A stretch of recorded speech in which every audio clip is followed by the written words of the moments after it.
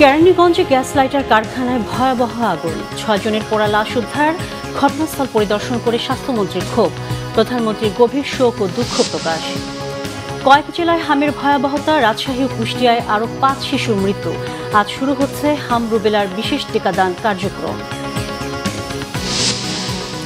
ব্যবসায়ীদের নিরবচ্ছিন্ন জ্বালানি সরবরাহের আশ্বাস প্রধানমন্ত্রীর, আলোচিত বেসরকারি খাত উপদেষ্টা পরিষদের যাত্রা। ফ্যাসিবাদের পথে হাঁটলে বিএনপিকে করুণ পরিণতির হুঁশিয়ারি 11 দলের। অধ্যাদেশ বাতিলের প্রতিবাদে ডক্টর ইউনূসকেও মাঠে নামার আহ্বান নাহিদের। ছাদখোলা বাসার ফুলেল শুভেচ্ছায় বরণ করে নেওয়া হলো সাফ অনূর্ধ্ব 20 ফুটবলের চ্যাম্পিয়ন বাংলাদেশ দলকে। আগামীকাল দেওয়া হবে বিশেষ সংবর্ধনা। দেখছিলেন প্রান্সমিন সংবাদ শিরোনাম, এবারে বিস্তারিত। কেরানীগঞ্জে গ্যাস লাইটার তৈরির কারখানায় ভয়াবহ আগুনে 6 জনের মৃতদেহ উদ্ধার করা হয়েছে। শনিবার দুপুরে কদমতলী গোল চত্বর এলাকার ওই কারখানায় আগুন লাগে। ফায়ার সার্ভিসের 8টি ইউনিট 3.5 ঘণ্টার চেষ্টায় আগুন নেভায়। এদিকে ঘটনাস্থল পরিদর্শন করেন স্বাস্থ্যমন্ত্রী সর্দার সাখাওয়াত হোসেন, করেন ক্ষোভ প্রকাশ। মৃতদের প্রতি পরিবারকে 2 লাখ টাকা করে দেওয়ার ঘোষণা দিয়েছেন তিনি। কেরানীগঞ্জ প্রতিনিধি আব্দুল গনির তথ্য ও ছবিতে সুচরিতা সুচির ডেস্ক রিপোর্ট।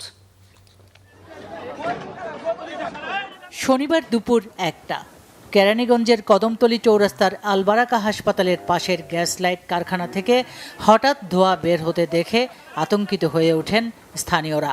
আগুনের লেলিহান মুহূর্তেই ছড়িয়ে পড়ে পুরো কারখানাসহ আশপাশে। কারখানাটি আবাসিক এলাকায় হওয়ায় পুরো ঘটনা দেখেন স্থানীয়রা। সাথে সাথেই তারা চেষ্টা করেন আগুন নেভানোর, কিন্তু পারছিলেন না। খবর পেয়ে কেরানীগঞ্জ পোস্তগোলা ও সদরঘাট ফায়ার সার্ভিসের 8টি ইউনিট 3.5 ঘণ্টার চেষ্টায় আগুন নিয়ন্ত্রণে নেয়। ঘটনার পর সংশ্লিষ্টদের নিয়ে কারখানা এলাকা পরিদর্শন করেন কেরানীগঞ্জ উপজেলা নির্বাহী কর্মকর্তা। জানান প্রয়োজনীয় সব ব্যবস্থা নেওয়ার কথা। আমরা মেসেজটা পাইছি কন্ট্রোল রুমের মাধ্যমে 1টা 10 মিনিটের সময়, যে কেরানীগঞ্জে কদমতলীতে এরকম একটা লাইটার ফ্যাক্টরিতে অনেক বড় একটা আগুন। সাথে সাথে আপনারা জানেন যে নিকটবর্তী ফায়ার স্টেশন হচ্ছে কেরানীগঞ্জ ফায়ার স্টেশন, ওখান থেকে 3টা ইউনিট এট এ টাইম বের হয়ে যায়। যাওয়ার পরে আগুনের ভয়াবহতা দেখে কেরানীগঞ্জের যে সিনিয়র স্টেশন অফিসার আছে, সে যখন বলে যে আরো সাহায্য লাগবে, সেক্ষেত্রে সাথে সাথে সদরঘাট ফায়ার স্টেশন এবং নিকটবর্তী ফায়ার স্টেশন হচ্ছে পোস্তগোলা ফায়ার স্টেশন, ওখান থেকে আরো 4টা ইউনিট বের হয়। মোট 7টা ইউনিটের অক্লান্ত পরিশ্রমে আমরা 2টা 30-এ আমরা নিয়ন্ত্রণ দিতে সক্ষম হই।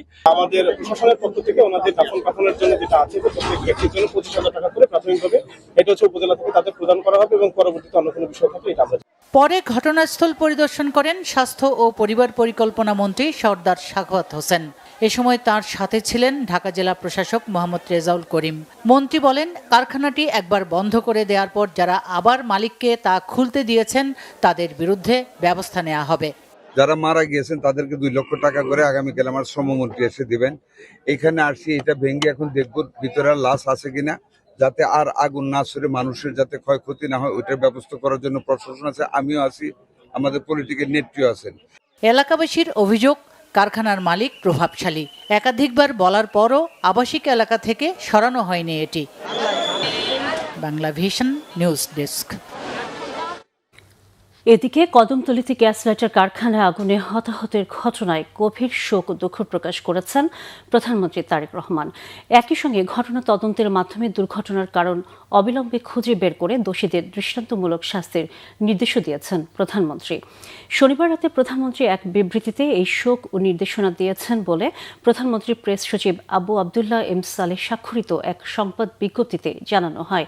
প্রধানমন্ত্রী বিবৃতিতে বলেন, এটি অত্যন্ত বেদনাদায়ক ঘটনা, এই প্রাণহানির ক্ষতি অপূরণীয়। প্রেস সচিব জানান, দুর্ঘটনার খবর জানার পরপরই স্বাস্থ্যমন্ত্রী, স্থানীয় সংসদ সদস্য, জেলা প্রশাসক, ফায়ার সার্ভিসের মহাপরিচালক সহ সংশ্লিষ্টদের সঙ্গে মোবাইল ফোনে কথা বলেছেন প্রধানমন্ত্রী। দুর্ঘটনায় আহতদের সুচিকিৎসার ব্যবস্থা করতে সংশ্লিষ্টদের নির্দেশ দেন তিনি। রাজধানীতে হামরোগীর সংখ্যা বেড়েই চলছে। সারা দেশ থেকে হামরোগী আসছে ঢাকার হাসপাতালগুলোতে। রোগীর চাপ সামলাতে হিমশিম খাচ্ছে হাসপাতাল কর্তৃপক্ষ। বর্তমান পরিস্থিতিকে মহামারী আকারে মনে করছেন চিকিৎসকরা। আরও জানাচ্ছেন সৈকত সাদিক। পাবনার বাসিন্দা আতিউর রহমান হাম রোগে আক্রান্ত যমজ 7 মাসের 2 কন্যা শিশুকে ভর্তি করিয়েছেন মহাখালী সংক্রামক ব্যাধি হাসপাতালে। পাবনা সরকারি হাসপাতালে সন্তানদের হাম ধরার পর নিয়ে আসেন এই হাসপাতালে। গত 1 মাস ধরে অসুস্থ 2 সন্তানকে নিয়ে কেমন পরিস্থিতি মোকাবেলা করেছেন সেটাই জানালেন তিনি। আমি পাবনাতে ছিলাম একবার 12 দিন, তারপর ছিলাম আবার 7 দিন, তারপর এখানে আবার 7 দিন। আগে থেকে আমরা টের পাইলে এই জায়গায় আসলে আমার মনে হয় আগে থেকে আমাদের সুস্থ হইতো, কিন্তু ভোগান্তি তো ভালোই হয়েছে, টাকা তো অনেকগুলোই গেছে। মহাখালী সংক্রামক ব্যাধি হাসপাতালে হাম রোগের জন্য 10টি বেড নির্ধারিত থাকলেও এখন অন্যান্য রোগীর সঙ্গে এখানে ভর্তি আছে 92 জন। এদের বেশিরভাগই 9 মাসের নিচে শিশু। সারা দেশ থেকে হামে আক্রান্ত মুমূর্ষু রোগীদের পাঠানো হয় এই হাসপাতালে। হাম উঠছে যখন আমি 4-5 হসপিটাল প্রাইভেট হসপিটাল নিয়েছি, ওনারা আমার বাচ্চাকে রাখতে চায় নাই। ওনারা এই হাম লক্ষণ দেখে ওনারা পাঠিয়ে দিছে এখানে। হামের পরীক্ষা নিয়েছে আজকে, শুক্রবার ছিল কালকে, ও তার জন্য নিতে পারে নাই হামের পরীক্ষা। টেনশন তো বেশি হয়, যেরকম শ্বাসকষ্ট এরকম হয়, বালা মন্দ কিচ্ছু হয়েছে না, যেমনই মন। জ্বর, কাশি, নিউমোনিয়া, সারা শরীরে লালচে দাগ ও গোটা সহ হামের নানা উপসর্গ নিয়ে রোগীদের নিয়ে আসা হয় এখানে। অন্যান্য হাসপাতালে ভাইরাসজনিত এই রোগের চিকিৎসা না পেয়ে ছুটে আসছেন স্বজনরা। চিকিৎসা দিতে গিয়ে এখন হিমশিম খাচ্ছেন হাসপাতাল কর্তৃপক্ষ। মহামারীর আকার ধারণ করছে, এত ক্রিটিক্যাল অবস্থায় আসে আর তারা এতগুলি হাসপাতাল ঘুরে ঘুরে আসে, তখন আমাদের পক্ষে তাদেরকে বলা কঠিন হয়ে যায় এবং তারাও খুব ক্লান্ত থাকে যে আমরা আর পারি না এতগুলি হাসপাতাল, ফলে আমাদের ভর্তি করতে হয়, ফলে আমরা পেশেন্টদের লোড সামলাতে পারতেছি না আর কি। রোগীর চাপ বেড়ে যাওয়ায় অনেকেই পাচ্ছেন না কাঙ্ক্ষিত বেড। তবে হাম রোগের চিকিৎসা সেবা পেলেও হাসপাতালের পরিষ্কার পরিচ্ছন্নতা সহ নানা অব্যবস্থাপনার অভিযোগও করেছেন রোগীর স্বজনরা। এখানের সবই ঠিক আছে, ডক্টররা ভালোভাবে দেখে, চিকিৎসাও খুবই ভালো, কিন্তু পরিবেশটা খুবই নোংরা, যা বলার মতো না।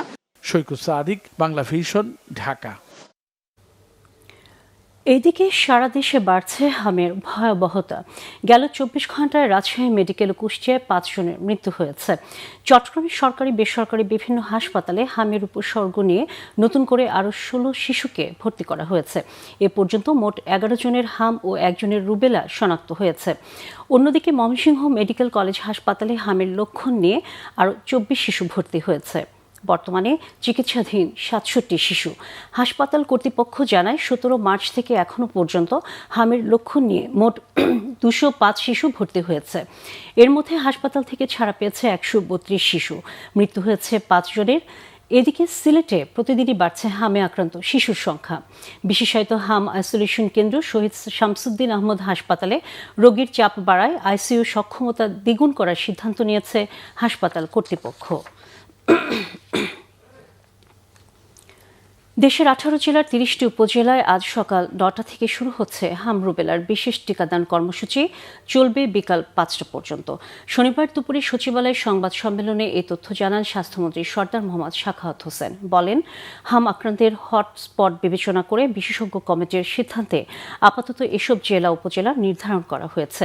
6 মাস থেকে 59 মাস বয়সী শিশুদের অগ্রাধিকার ভিত্তিতে হাম রুবেলার টিকা দেওয়া হবে। পাশাপাশি হামের লক্ষণ বা আক্রান্ত শিশুদের খাওয়ানো হবে ভিটামিন এ ক্যাপসুল। এদিকে রাজধানীর শিশু হাসপাতালে আরও 61 শিশু হামের উপসর্গ নিয়ে ভর্তি হয়েছে বলে জানিয়েছেন মন্ত্রী।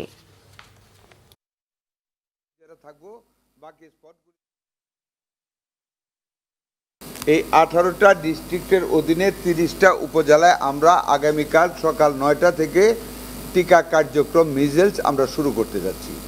তার মধ্যে 5টি স্পটে আমরা নিজেরা আমাদের মন্ত্রণালয় থেকে সরকারের পক্ষ থেকে আমরা উপস্থিত থাকব। বাকি 25টা উপজেলায় আমাদের সিভিল সার্জনগণ স্থানীয় কর্মকর্তাদের নিয়ে ওই কাজটা উদ্বোধন করবে। ইরান যুদ্ধের প্রভাব কাটিয়ে ব্যবসা বাণিজ্য সহ দেশের সামগ্রিক অর্থনীতি ও দ্রব্যমূল্য স্বাভাবিক রাখার প্রতিশ্রুতি দিয়েছেন প্রধানমন্ত্রী তারেক রহমান। শনিবার তেজগাঁয়ে প্রধানমন্ত্রীর কার্যালয়ে বেসরকারি খাত উপদেষ্টা পরিষদের সাথে প্রথম বৈঠকে এসব প্রতিশ্রুতি দেন তিনি। এ সময় ইরান যুদ্ধে সৃষ্ট জ্বালানি সংকট দেশের অর্থনীতিতে চাপ তৈরি করছে জানিয়ে প্রধানমন্ত্রীর কাছে নিরবচ্ছিন্ন জ্বালানি সরবরাহের নিশ্চয়তা চেয়েছেন ব্যবসায়ীরা। নাবিল জাহাঙ্গীরের রিপোর্ট। দেশের শিল্প খাত ও অর্থনীতির বিদ্যমান চ্যালেঞ্জ মোকাবেলা, ব্যবসা ও বিনিয়োগ বান্ধব পরিবেশ নিশ্চিত সহ সমসাময়িক নানা আলোচনা করতে শনিবার দেশের শীর্ষ ব্যবসায়ীদের ডাকেন প্রধানমন্ত্রী তারেক রহমান। সকাল 11টায় প্রধানমন্ত্রীর কার্যালয়ে শুরু হওয়া এই বৈঠকে অর্থমন্ত্রী, বিদ্যুৎ ও জ্বালানি মন্ত্রী সহ সরকারের গুরুত্বপূর্ণ ব্যক্তিরা উপস্থিত ছিলেন। ইরান যুদ্ধ ঘিরে সৃষ্ট জ্বালানি সংকট অর্থনীতিতে চাপ তৈরি করছে জানিয়ে নিরবচ্ছিন্ন সরবরাহের আহ্বান জানান ব্যবসায়ীরা। এ সময় সরকারের পক্ষ থেকে যুদ্ধের বিরূপ প্রভাব থেকে অর্থনীতিকে রক্ষায় প্রয়োজনীয় পদক্ষেপের আশ্বাস দেন প্রধানমন্ত্রী। তাদের কাছ থেকে উনি শুনেছেন যে বিনিয়োগের পথে বাধা কোথায়, তাদের বিনিয়োগে বাধা কোথায় কোথায় পাচ্ছে, এগুলোর সমাধান উনি করতে চান, খুব সহসা করতে চান এবং এইগুলো শুনেছেন। কিছু কিছু সমাধান অন দ্য স্পট দিয়েছেন, আর বাকিগুলো আলোচনার মাধ্যমে সমাধান দেওয়া হবে। এছাড়াও বৈঠক করেন এশিয়ান ইনফ্রাস্ট্রাকচার ইনভেস্টমেন্ট ব্যাংকের প্রতিনিধিদের সাথে। বৈঠকে অর্থনীতির চ্যালেঞ্জ মোকাবেলায় বাজেট সহায়তার চাওয়ার বিষয়টি উঠে আসে। জ্বালানি সংকটের কারণে যে চাপ সৃষ্টি হচ্ছে অর্থনীতির উপরে, বাংলাদেশের উপর না, সারা বিশ্বের সব দেশের উপর এই চাপটা সৃষ্টি হচ্ছে। এখান থেকে বের হওয়ার জন্য আমরা বাজেট সাপোর্টের সম্বন্ধে আলাপ হয়েছে এবং তারা সম্মত হয়েছে, তারা বাজেট সাপোর্ট দেবে বাংলাদেশকে। দ্বিতীয় হচ্ছে বাংলাদেশের আবহাওয়াজনিত যে প্রজেক্টগুলো আছে ক্লাইমেটের সাথে জড়িত, এগুলোতে তারা সহায়তা দেবে। এছাড়া অবকাঠামোগত উন্নয়ন, বন্ধ হয়ে যাওয়া সরকারি প্রজেক্ট চালু করা, বিনিয়োগবান্ধব পরিবেশ তৈরি সহ নানা বিষয় উঠে আসে বৈঠকে। নাবিল জাহাঙ্গীর, বাংলা ভিশন, ঢাকা। দলকে সাংগঠনিকভাবে চাঙ্গা করতে দ্রুততম সময়ের মধ্যে বিএনপির কাউন্সিল অনুষ্ঠিত হবে বলে জানিয়েছেন দলটির মহাসচিব ও স্থানীয় সরকার মন্ত্রী মির্জা ফখরুল ইসলাম আলমগীর। শনিবার রাতে গুলশান কার্যালয়ে দলের স্থায়ী কমিটির বৈঠক শেষে এ তথ্য জানান তিনি।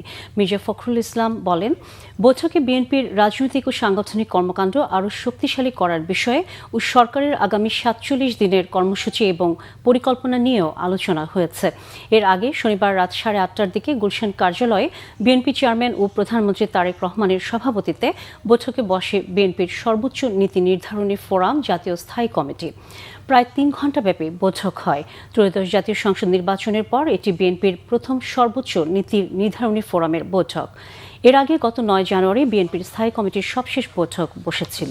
মিটিংয়ে আলোচনা হয়েছে আমাদের এই 47 দিনের যে কর্মসূচি প্রধানমন্ত্রী নিয়েছেন এবং এই কাজগুলোর সম্পর্কে দলের মতামত, অর্থাৎ স্থায়ী কমিটির মতামত তিনি নিয়েছেন এবং সেই সঙ্গে অনেক সদস্য তাদের কিছু কিছু পরামর্শ দিয়েছেন। আর আপনার সেই সঙ্গে আমাদের যে রাজনৈতিক সাংগঠনিক কর্মকাণ্ডগুলোকে আরও বিস্তৃত করার জন্য ভবিষ্যতে খুব দ্রুত কিভাবে আমরা দলকে কাউন্সিলের দিকে নিয়ে যেতে পারি সে বিষয়গুলো আলোচনা হয়েছে। 11 দলীয় জোটের নেতারা বলেছেন, একক কর্তৃত্ব বহাল রাখতে গণভোটের গণরায় মানতে চায় না বিএনপি। তারা গণরায়কে বাতিল করলে ক্ষমতার মসনদে টিকে থাকতে পারবে না বলে হুঁশিয়ারি দিয়েছেন তারা। গণভোটের রায় বাস্তবায়ন সহ বেশ কয়েকটি দাবিতে শনিবার রাজধানীতে বিক্ষোভ মিছিল পূর্ব সমাবেশে এই হুঁশিয়ারি দেন 11 দলীয় জোটের নেতারা। বিস্তারিত ওমর ফারুকের রিপোর্টে। গণভোটের গণরায় বাস্তবায়ন, গুম প্রতিরোধ ও প্রতিকার, দুর্নীতি দমন কমিশন, জাতীয় মানবাধিকার কমিশন অধ্যাদেশ সহ বেশ কয়েকটি ইস্যুতে ফের রাজপথে 11 দলীয় জোট। শনিবার বিকেলে জাতীয় মসজিদ বাইতুল মুকাররমের উত্তর গেটে বিক্ষোভ মিছিলের আয়োজন করে জামায়াত ইসলামী, এনসিপি সহ 11 দলীয় জোট। এ সময় জোটের শীর্ষ নেতারা বলেন, একক কর্তৃত্ব বহাল রাখতে গণভোট মানতে চায় না বিএনপি। জনগণের গণরায়কে বাতিল করলে ক্ষমতার মসনদে টিকে থাকতে পারবে না বিএনপি। হুঁশিয়ারি নেতাদের। বিএনপি সুকৌশলে সংসদে শপথ নিয়েছেন, সাংবিধানিক পরিষদের শপথ নেন নাই, গণভোটকে অমান্য করেছেন, অবজ্ঞা করেছেন, জাতিকে অপমান করেছেন। জনগণ গণভোটের মধ্য দিয়ে বাংলাদেশের রাষ্ট্র কাঠামোতে যে পরিবর্তন চেয়েছে, আজকে 2/3 ক্ষমতার জোরে তারা সেটাকে অমান্য করার পায়তারা করছে। বিএনপির রাজনীতির দুই বুনিয়াদ, দুটি নীতি জাতির সামনে স্পষ্ট। এক হলো মুনাফিকের রাজনীতি, আর এক হলো সুবিধাবাদের রাজনীতি। মনে রাখবেন, জুলাই বিপ্লবের রক্তের উপর প্রতিষ্ঠিত নতুন বাংলাদেশে সুবিধাবাদের রাজনীতি, মুনাফিকের রাজনীতি বাংলার মানুষ সহ্য করবে না। এ সময় জামায়াতের নায়েবে আমির এটিএম আজহারুল ইসলাম বলেন, এই আন্দোলন কোনো দলের বিপক্ষে নয়, যারা জনগণের রায়ের বিরুদ্ধে অবস্থান নিয়েছে তাদের বিরুদ্ধে। ভোটের ফলাফলে আপনারা ইঞ্জিনিয়ারিং করে আজকে এই ক্ষমতায় এসেছেন, সেটা আপনারাও জানেন, জনগণও জানে। এই জন্য আপনারা জোর করে সংঘর্ষ অর্জন করে জোর করে দেশের জনগণের উপর চাপিয়ে থাকতে পারবেন না। আমাদেরকে আবার রাজপথে অবস্থান করতে বাধ্য করবেন না। যেটা সংসদেই সমাধান করার চেষ্টা করুন। বক্তব্য শেষে বাইতুল মোকাররম মসজিদের সামনে থেকে বিক্ষোভ মিছিল করে 11 দলীয় জোটের নেতারা। পরে মিছিলটি কাকরাইল মোড়ে গিয়ে শেষ হয়। ওমর ফারুক, বাংলা ভিশন, ঢাকা। সরকার গুরুত্বপূর্ণ অধ্যাদেশ বাতিল করায় সাবেক অন্তর্বর্তী সরকার প্রধান ডক্টর মোহাম্মদ ইউনূসকে রাজপথে নামার আহ্বান জানিয়েছেন বিরোধী দলীয় চিফ হুইপ ও এনসিপির আহ্বায়ক নাহিদ ইসলাম। পবিত্র ওমরা পালন শেষে শনিবার হজরত শাহজালাল বিমানবন্দরে এক ব্রিফিংয়ে তিনি বলেন, অন্তর্বর্তী সরকারের অর্জন ধরে রাখতে হলে ডক্টর মোহাম্মদ ইউনূস সহ সব উপদেষ্টাকে মুখ খুলতে হবে। যারা অন্তর্বর্তী সরকারের দায়িত্বে ছিলেন, ডক্টর মোহাম্মদ ইউনূস সহ, এই যে আমাদের আইন উপদেষ্টা আসিফ নজরুল সহ যার যে সকল উপদেষ্টা ছিলেন, গুরুত্বপূর্ণ ভূমিকা পালন করেছেন, তাদেরকে দায়িত্ব নিতে হবে। তারা তো এই অধ্যাদেশগুলো করেছিল, তো তারা কেন করেছিল, এখন যে বাতিল করা হচ্ছে, এগুলো নিয়ে তাদেরকে কথা বলতে হবে। ডক্টর মোহাম্মদ ইউনূসকে মুখ খুলতে হবে। তারা অধ্যাদেশ করে চলে গিয়েছে, একটা ইলেকশন ইঞ্জিনিয়ারিং করে বিএনপির হাতে ক্ষমতা দিয়ে চলে গিয়েছে। এখন এই আইনগুলো, অধ্যাদেশগুলো বাতিল হয়ে যাবে, সংস্কার হবে না, আর তারা কোনো কথা বলবে না, তারা যার যার ক্যারিয়ারে ফিরে যাবে। এটা কিন্তু হবে না। জনগণের কাঠগড়া, তাদেরকেও দাঁড় হতে হবে। ছাদখোলা বাস আর ফুলেল শুভেচ্ছায় বরণ করে নেওয়া হলো সাফ অনূর্ধ্ব 20 ফুটবলের শিরোপা জয়ী বাংলাদেশ দলকে। আগামীকাল বিশ্ব ক্রীড়া দিবসে দেওয়া হবে বিশেষ সংবর্ধনা। যুবাদের টানা সাফল্য ভবিষ্যতে জাতীয় দলকে সমৃদ্ধ করবে আশা যুব ও ক্রীড়া প্রতিমন্ত্রী আমিনুল হকের। কোচের কথায় তাল মিলিয়ে 2034 বিশ্বকাপে খেলার স্বপ্ন দেখছেন বাফুফে সভাপতি তাবিথ আওয়াল। মনির হোসেন খানের রিপোর্ট। কোনো কিছু অর্জনের চেয়ে রক্ষা করা কঠিন। টানা দ্বিতীয়বার সাফ ফুটবলের শিরোপা ধরে রাখল বাংলাদেশ। লাল সবুজ যুবারা প্রমাণ করেছেন তারা আছেন রাইট ট্র্যাকে, তাই তাদের সংবর্ধনা হলো রাজস্বিক। সাফজয়ী যুবাদের বরণ করতে এয়ারপোর্টে হাজির ক্রীড়া প্রতিমন্ত্রী আমিনুল হক, একসময় যার হাত ধরে এসেছে সাফ ফুটবলের সিনিয়রদের শিরোপা। প্রতিমন্ত্রী জানালেন, এই ফুটবলারদের জন্য আসছে আরও বড় আয়োজন। আগামী 6 এপ্রিল আমাদের বিশ্ব ক্রীড়া দিবস রয়েছে, আপনারা জানেন। সেই দিবস উপলক্ষে আমাদের একটি সংবর্ধনা অনুষ্ঠান আমরা আমাদের এই জাতীয় বীরদের জন্য করছি, এবং সেই দিন এনএসসিতে অডিটোরিয়ামে ইনশাল্লাহ আনুষ্ঠানিকভাবে তাদেরকে পুরস্কৃত করা হবে। সেটা আর্থিক পুরস্কার অবশ্যই থাকবে তাদের জন্য। আমাদের অনূর্ধ্ব 20 যে সাফল্য নিয়ে এসছে, এরা কিন্তু মূল ন্যাশনাল টিমে খেলার জন্য আমি মনে করি মোটামুটি প্রস্তুত। সো তাদেরকে ধরে রেখে আমরা আগামী ন্যাশনাল টিমে আমাদের যাতে কম্পিটিশনটা আরও বেড়ে যায়, সেটাকে আমরা নিশ্চিত করতে চাই। গত কয়েক বছর ধরেই ফুটবলারদের সাফল্য মানেই ছাদখোলা বাসের সংবর্ধনা। এবারও ব্যতিক্রম হয়নি। এর আগে ছাদখোলা বাসের সংবর্ধনা পেয়েছেন নারী ফুটবল দল, এবার চ্যাম্পিয়ন র্যালিতে সামিল যুবারা। এয়ারপোর্ট থেকে হাতিরঝিলে ছাদখোলা বাসের শোভাযাত্রায় বিজয় উল্লাস। হাতিরঝিল অ্যাম্ফিথিয়েটারে বীরবরণে প্রস্তুত বাফুফে। গ্যালারি জুড়ে বাংলাদেশ বাংলাদেশ চিৎকার। নিজেদের সাফল্যের ভাগ পুরো দেশকে দিলেন খেলোয়াড়রা। What about Pakistan? What about Nepal? What about India? They asked what we would do if we didn't win. I guess we'll never know. All the fans in the Maldives that showed up, it's really truly one of a kind, and I truly believe that Bangladesh has the best fans in the world. Head coach Irish Mark কক্সও ভাসলেন বাঙালি আবেগে। এলো পুরস্কারের ঘোষণা। When we went, we promised we'd show you the spirit of 1971, your history, and how we delivered. And we will deliver again. These boys here, AFC. 2034 World Cup in Saudi Arabia. কোচের স্বপ্ন ছুঁয়ে গেছে বাফুফে সভাপতি তাবিথ আওয়ালকেও। জাতীয় দলকে দেখতে চান 2034 বিশ্বকাপে। আমরা গতকাল দেখছি আমাদের যাত্রার একটা শুরু। আমাদের যেই যাত্রাতে আজকে যেটা মার্ক কক্স বলেছে, হয়তো এখন থেকে শুরু করলাম, আশা করি 2036 সালে যায় যাত্রাটা আমরা সফল করতে পারব। সুলিভান ব্রাদার্স মানিক মাহিন্দের গল্পের শুরুমাত্র। তাদের পায়ে ভর করে একদিন লেখা হবে দেশের ফুটবলের সাফল্যের মহাকাব্য। সেই সুদিনের অপেক্ষায় এদেশের football প্রেমীরা। Monir Hossain Khan, Bangla vision, Dhaka. MAG Osmani ও জিয়া রহমানের সমন্বয়ে তেলিয়াপাড়ায় মুক্তিযুদ্ধের পরিকল্পনা করা হয়েছিল, কোনো একক ব্যক্তির নির্দেশে কিছু হয়নি মন্তব্য করেছেন স্থানীয় সরকার, পল্লী উন্নয়ন ও সমবায় মন্ত্রী মির্জা ফখরুল ইসলাম আলমগীর। একই অনুষ্ঠানে মুক্তিযুদ্ধ বিষয়ক প্রতিমন্ত্রী ইশরাক হোসেন বলেন, কোনো দলের নয়, মুক্তিযুদ্ধ ছিল সমগ্র জাতির। শনিবার সকালে মুক্তিযুদ্ধের প্রথম সদর দপ্তর হবিগঞ্জের মাধবপুরের ঐতিহাসিক তেলিয়াপাড়ায় মুক্তিযোদ্ধা ও জনতার সমাবেশে প্রধান অতিথির বক্তব্যে মির্জা ফখরুল এই তথ্য জানান।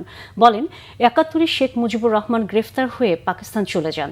২৫ মার্চ রাতে পাকিস্তান হানাদার বাহিনীর হামলায় যখন মানুষ কিংকর্তব্য বিমূঢ় হয়ে পড়েছিল, তখন মহান স্বাধীনতার ঘোষণা দেন তৎকালীন মেজর শহীদ রাষ্ট্রপতি জিয়াউর রহমান।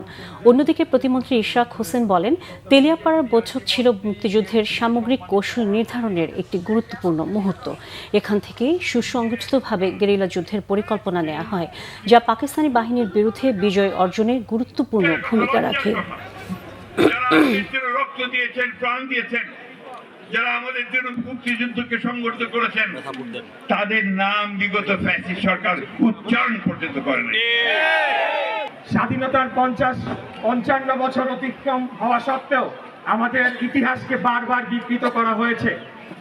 বিগত ফ্যাসিবাদী আওয়ামী লীগ সরকারের সময় দীর্ঘদিন যাবৎ মুক্তিযুদ্ধের ইতিহাসকে বিকৃত করা হয়েছে। এটিকে একটি দলীয় দৃষ্টিকোণ থেকে, দৃষ্টিভঙ্গি থেকে জাতির কাছে বারবার ভুলভাবে উপস্থাপন করা হয়েছে। নারায়ণগঞ্জ রূপগঞ্জ উপজেলার পূর্বাঞ্চল যেন পরিণত হয়েছে অপরাধীদের আতুরঘরে। স্থানীয়দের অভিযোগ, প্রতিনিয়ত উদ্ধার হচ্ছে অজ্ঞাত লাশ, ঘটছে নানান অপরাধমূলক কর্মকাণ্ড। এলাকাটির নামই হয়ে উঠছে লাশ ডাম্পিং জোন। রূপগঞ্জ থেকে খলিল শিকদারের পাঠানো তথ্য ছবিতে নাজমুল নিশানের ডেস্ক রিপোর্ট। নারায়ণগঞ্জের রূপগঞ্জে অবস্থিত পূর্বাঞ্চলকে শহর হিসেবে গড়ে তুলতে নতুন শহর প্রকল্পের গেজেট পাশ হয় ১৯৯৩ সালে। প্রকল্পের মেয়াদ অনুযায়ী ২০২৫ সালের মধ্যে কাজ শেষ হওয়ার কথা থাকলেও তা কবে শেষ হবে জানে না কেউ। ৬৫০০ একর বিশাল এলাকাটি এখন অসংখ্য ফাঁকা প্লট, জঙ্গল আর অন্ধকারাচ্ছন্ন সড়ক। এতে অপরাধীদের নিরাপদ আশ্রয়স্থল হয়ে উঠেছে জায়গাটি। স্থানীয়দের অভিযোগ, দূর দূরান্তে হত্যাকাণ্ড ঘটিয়ে লাশ ফেলতে পূর্বাঞ্চলকে বেছে নিয়েছে দুর্বৃত্তরা। মার্ডার করে এই এলাকায় ফালাইতে যায়, হ্যাঁ, আমরা জানি না, শুনি না, কিন্তু আমগো এই এলাকার মানুষ অনেক ভয়ে আতঙ্কের মধ্যে আছে। ক্যাম নাই, আর দেখা যাচ্ছে রাত্রেবেলা ৬,৫০০ একর নিয়ে এই শট। এটা এই বালুরদি থেকে শীতললক্ষা, এদিকে আপনার কালীগঞ্জ পথে ঠেকছে কি।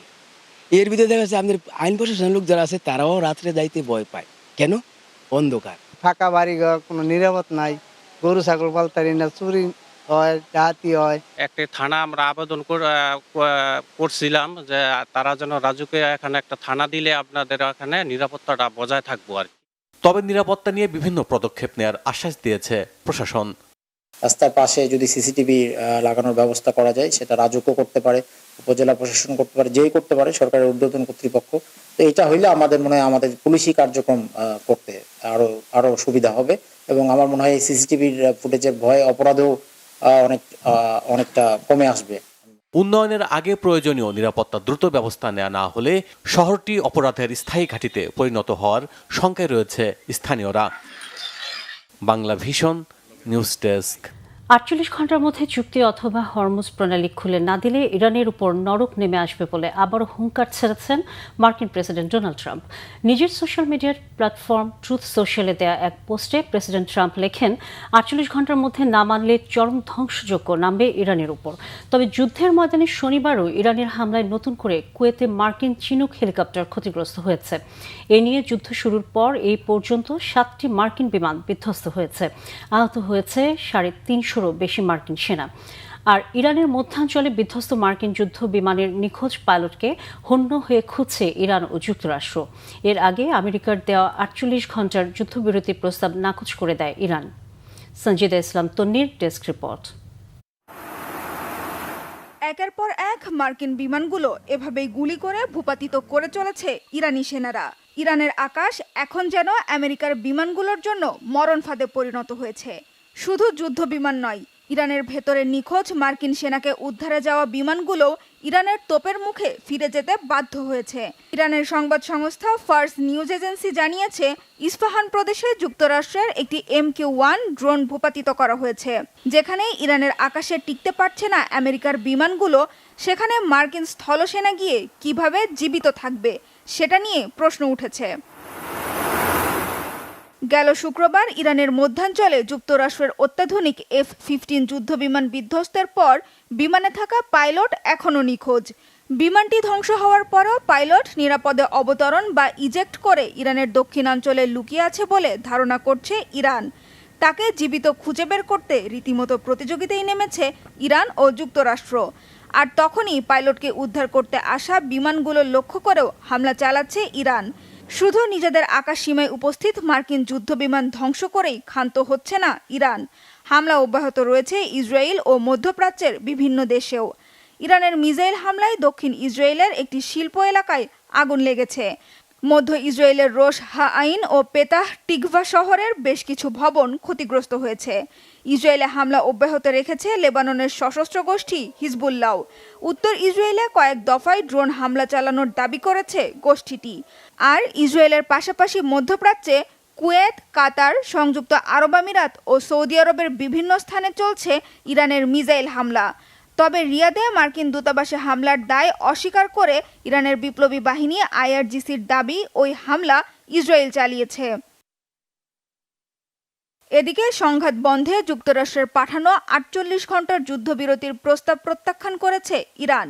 তেহরান সাফ জানিয়ে দিয়েছে, আর কখনোই হামলা হবে না। এই শর্তের নিশ্চয়তা না পাওয়া পর্যন্ত কোনো যুদ্ধবিরতিতে যাবে না তাদের দেশ। রোজকার মতো হামলা অব্যাহত রেখেছে ইসরায়েলও। মার্কিন সেনাবাহিনীর সাথে মিলে ইরান ও লেবাননের কিছু হামলা প্রতিরোধের পাশাপাশি ওই দুই দেশেই হামলার তীব্রতা বাড়িয়েছে। শনিবার হামলা হয়েছে ইরানের খুজেস্তান প্রদেশের মাহশাহার বিশেষ পেট্রোকেমিক্যাল অঞ্চলে। বুশেহের পারমাণবিক বিদ্যুৎ কেন্দ্রের আশেপাশের এলাকায় চতুর্থ দফায় হামলা চালিয়েছে ইসরায়েল ও মার্কিন বাহিনী।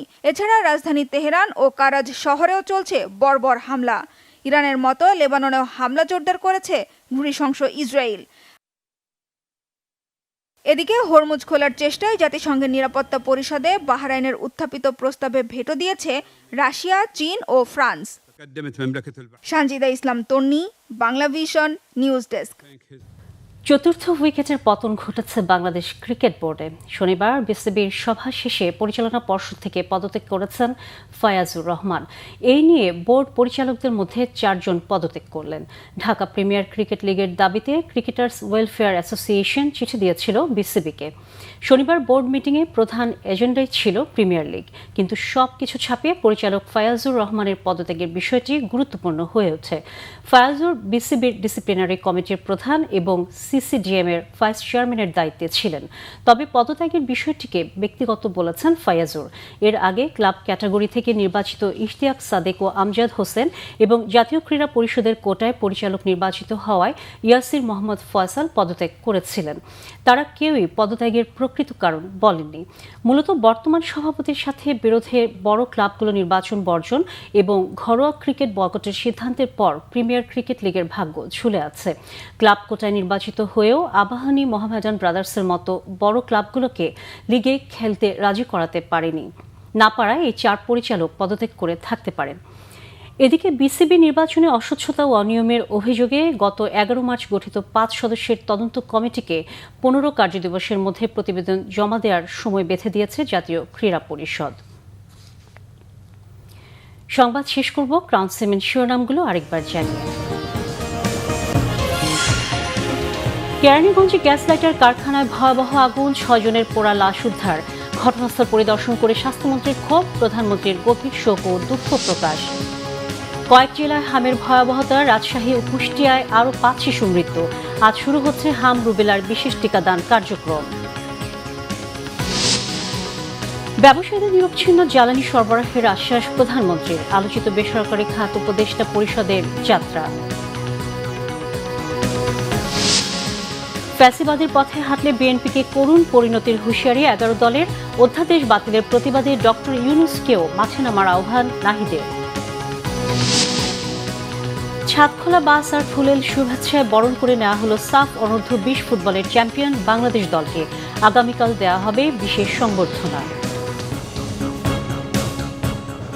দর্শক, এই ছিল এখনকার মতো। পরের সংবাদ সকাল 10টায়, এর আগে 9টায় রয়েছে নিউজ টপ 10, দেখার আমন্ত্রণ রইল। এছাড়া বাংলা ভিশন সংবাদ ও সংবাদ সংশ্লিষ্ট অনুষ্ঠান দেখতে ভিজিট করুন www.bvnews24.com ও facebook.com/banglavisionnews এবং সাবস্ক্রাইব করুন youtube.com/banglavisionnews। সাথে থাকার জন্য ধন্যবাদ সবাইকে।